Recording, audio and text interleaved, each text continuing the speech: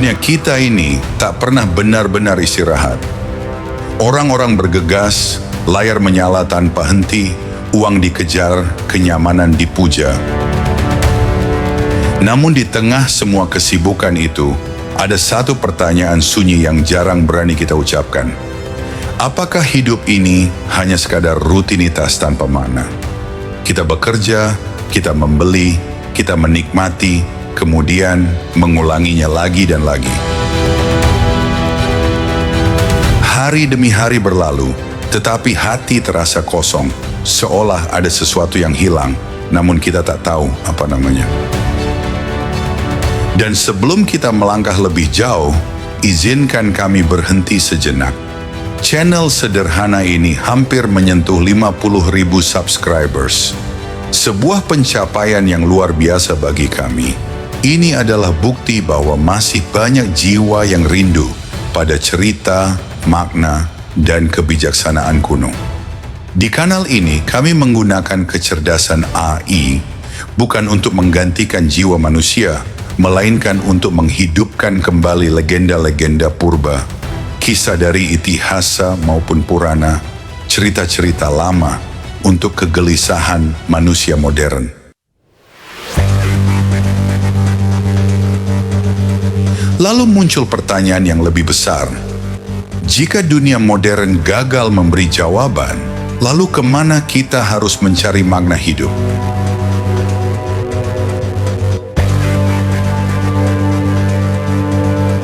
Jawabannya mungkin telah lama ada, namun terkubur oleh waktu.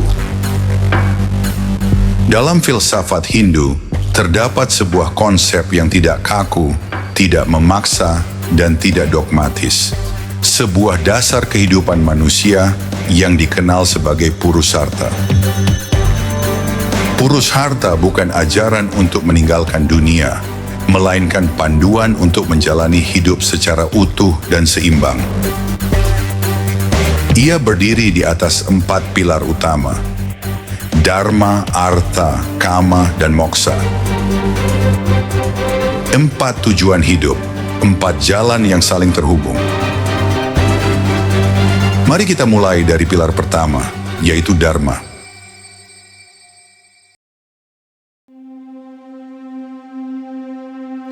Dharma adalah kata yang sulit diterjemahkan hanya dengan satu makna. Ia bukan sekadar agama, bukan pula hanya kewajiban atau tugas. Dharma adalah cara hidup yang menjaga keseimbangan. Arjuna, seorang pejuang terbesar dalam sejarah Mahabharata, di medan Kurukshetra, ia berdiri siap berperang. Namun ketika matanya menyapu barisan lawan, yang ia lihat bukan musuh, melainkan keluarga, guru, dan orang-orang yang ia hormati seumur hidupnya. Tentu saja hatinya hancur, tangannya gemetar, busurnya jatuh ke tanah. Arjuna, sang satria agung, lumpuh oleh emosi. Ia bertanya kepada Krishna, bagaimana mungkin ia menumpahkan darah orang-orang terkasih hanya demi sebuah kerajaan? Apa arti kemenangan jika harus dibayar dengan kehancuran batin? Disinilah Krishna berbicara tentang Dharma. Krishna mengingatkan bahwa Arjuna bukan bertindak demi ambisi pribadi. Ia hanyalah instrumen. Sebagai pangeran dan ksatria, dharmanya adalah menegakkan kebenaran, bahkan ketika hatinya menolak, bahkan ketika perasaannya berontak. Dharma memang tidak selalu terasa adil, namun tanpanya, keadilan tidak pernah ada. Kisah lain datang dari seorang raja legendaris, Raja Harishcandra. Ia dikenal sebagai simbol kejujuran mutlak, seorang penguasa yang menjadikan kebenaran sebagai napas hidupnya. Ketika ia berjanji kepada Resi Wiswamitra untuk menyerahkan segalanya, ia menepati janji itu tanpa tawar-menawar. Kerajaannya diserahkan, istrinya dijual, anaknya dijadikan budak. Bahkan dirinya sendiri ia jual, hingga berakhir sebagai penjaga krematorium. Sungguh penderitaan yang tak terbayangkan. Namun satu hal tak pernah ia lakukan. Ia tidak pernah melanggar kata-katanya. Dan karena itulah ketika ujiannya berakhir, para dewa memulihkan segalanya sebagai pengakuan atas dharma yang ia jaga hingga titik paling gelap.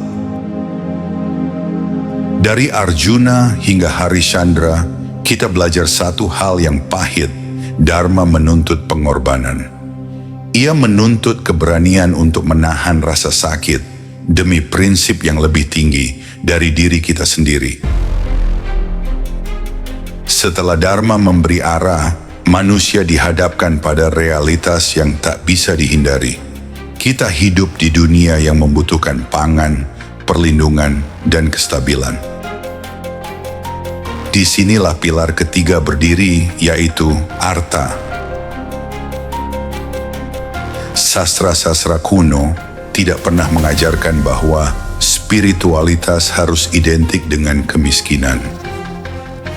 Kelaparan tidak membuat seseorang tercerahkan, ketidakamanan tidak melahirkan kedamaian batin. Sulit berbicara tentang kebajikan jika setiap hari manusia harus bertarung hanya untuk bertahan hidup. Sebuah teladan agung terlihat dalam kepemimpinan Ramadewa. Setelah masa pengasingan yang panjang, Rama kembali ke Ayodhya untuk memikul tanggung jawab. Ia menjadi raja bukan karena haus kekuasaan, tetapi karena memahami bahwa kepemimpinan adalah sarana untuk menegakkan keadilan. Rama menetapkan hukum yang adil. Ia memastikan rakyatnya hidup aman dan sejahtera. Arta yang ia jalankan untuk mengangkat standar hidup orang banyak. Di tangan Rama, kemakmuran menjadi alat pelayanan. Namun Arta juga berbicara melalui kisah yang jauh lebih sunyi. Kisah Sudama dan Krishna. Sudama adalah sahabat masa kecil Krishna. Dia seorang Brahmana miskin. Hidupnya nyaris tak memiliki apa-apa. Ketika ia mengunjungi sahabat lamanya, Krishna, ia datang dengan rasa malu dan ragu. Krishna kini adalah raja besar di Dwarka. Istana megah, kemakmuran berlimpah. Sudama hanya mampu membawa segenggam nasi kering yang telah basi. Namun Krishna menerimanya dengan sukacita yang tulus. Sudama pulang tanpa meminta apapun. Namun saat ia tiba di rumah, gubuk reotnya telah berubah menjadi istana yang megah. Kisah ini mengajarkan satu hal yang mendalam.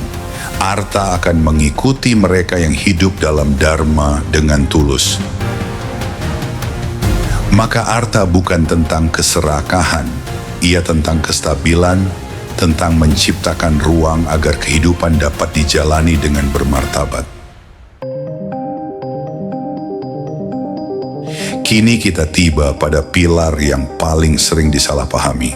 Pilar yang kerap dituduh sebagai sumber kejatuhan manusia. Kama adalah kegembiraan, kesenangan indrawi, cinta, keintiman, seni, musik, tawa, dan keindahan dunia yang bisa dirasakan oleh hati dan tubuh.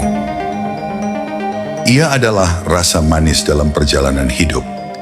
Purusarta tidak memandang dunia sebagai penjara. Ia mengakui bahwa manusia diciptakan dengan indera, emosi, dan kerinduan. Menikmati hidup bukanlah dosa. Yang menjadi persoalan bukanlah kesenangan itu sendiri, melainkan ketika kesenangan berubah menjadi tuan. Sebuah cerita agung mengingatkan kita akan hal ini adalah kisah Dewa Siwa dan Kamadewa. Para dewa membutuhkan Siwa untuk bangkit dari meditasi panjangnya. Maka Kamadewa dikirim untuk membangunkan hati Siwa agar ia jatuh cinta pada Parwati. Namun apa yang terjadi? Siwa terbangun bukan dalam cinta, melainkan dalam kemarahan kosmis.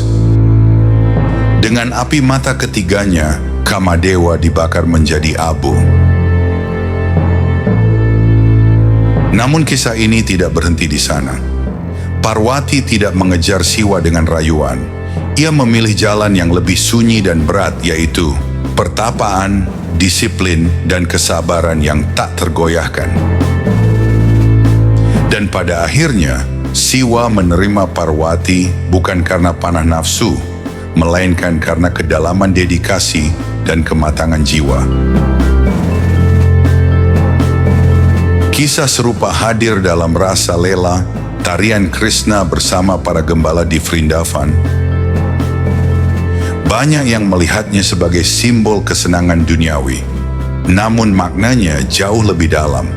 Rasa Lela adalah kerinduan jiwa manusia kepada Tuhannya. Inilah kama tertinggi, kegembiraan yang tidak mengikat, kesenangan yang tidak memperbudak, rasa bahagia yang justru membawa manusia semakin dekat pada kesadaran. Dan akhirnya, kita tiba pada tujuan tertinggi dari seluruh perjalanan ini. Bukan uang, bukan kenikmatan, bahkan bukan kemenangan moral, tetapi moksha. Moksha adalah pembebasan. Bebas dari siklus penderitaan, bebas dari ketakutan kehilangan dan kecemasan akan masa depan. Ini bukan kebahagiaan yang datang dan pergi. Ini adalah kedamaian batin yang permanen.